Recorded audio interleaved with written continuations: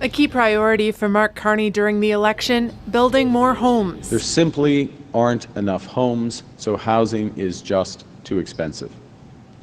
Now, it doesn't have to be this way. But new data shows the federal government has a long way to go. In May and June, residential construction intentions dropped 15%. Most of the decline is in lower mainland BC and the GTA. And what's happened in those two environments is that home prices and rents have fallen.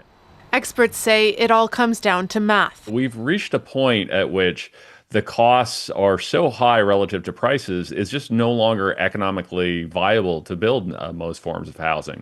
These figures come after Ontario reported it is not on track to meet its housing target of 1.5 million homes built by 2031.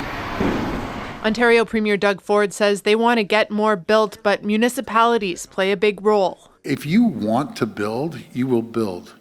And then there's some, I won't name names, they're NIMBYs. And they're the first to get out there and say, we need more homes. Oh, by the way, you aren't building in our backyard. You aren't building in our neighborhood.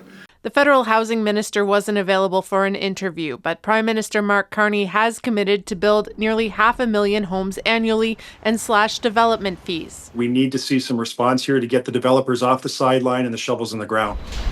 The Conservatives say Ottawa's previous efforts to move the needle, including giving money to cities to fast-track development, didn't work. That program was an abject failure. I mean, they gave millions of dollars to cities that then turned around and increased their costs for building. This week, Ottawa announced consultations on its plan to create a new housing crown corporation. But with targets slipping and costs climbing, the federal government is under mounting pressure to make good on its commitments.